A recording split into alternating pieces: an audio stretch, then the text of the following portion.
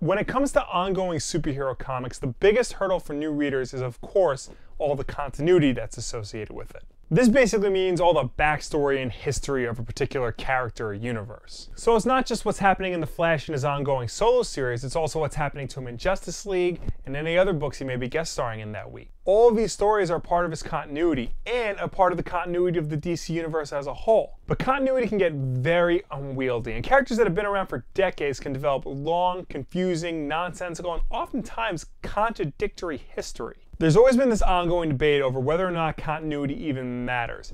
It's a debate that's been picked up a lot since post-Convergence, when DC basically said continuity doesn't matter anymore. And judging from all the post-Secret Wars books, it looks like Marvel is about to take a similar route.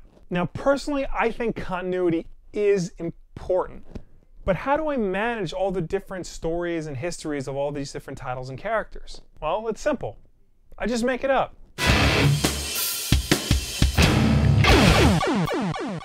So what do I mean by when I say I make up my own continuity? Well, I don't mean I make up stories and then try to slip them into a character's timeline. What I mean is I decide what stories are important to a character's overall history, not the publisher.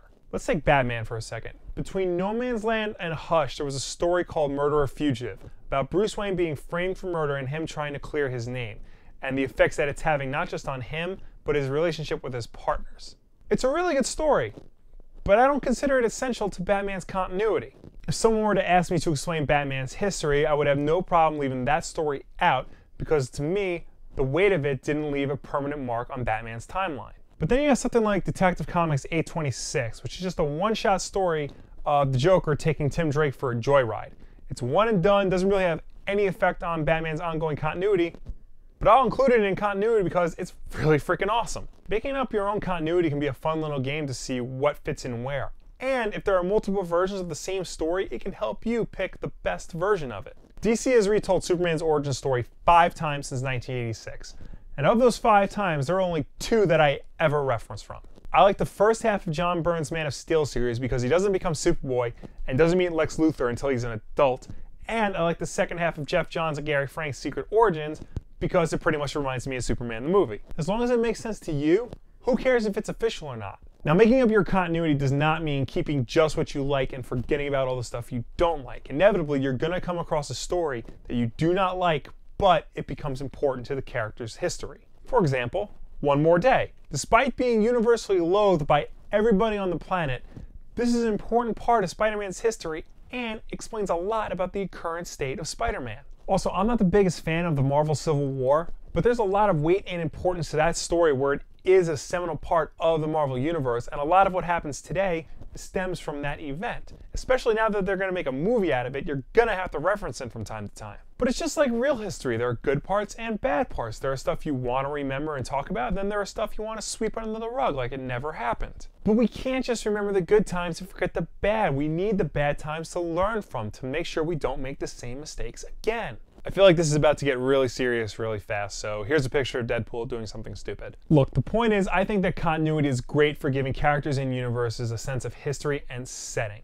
I feel like stepping into a pre-established world with a past and rules already in place gives it a believability that makes it feel that much more alive. But again, it's important to remember that it is still fiction. It does bend the rules and makes things up all the time, so why can't you? But again, within the rules that have already been established. You can't just do things like make Wolverine a highly evolved wolf, or the Hulk be a suit-wearing enforcer for the mob, or...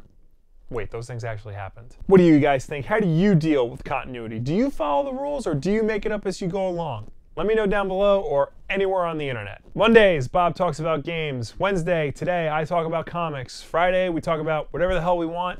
We stream every Tuesday and Thursday.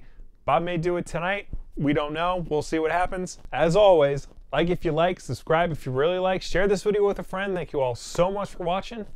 I will see you next time. But it's based on similar ideas and themes, and it's found a way to do comic book style storytelling on TV every week for over 20 years. I'm speaking, of course, of Monday Night Raw.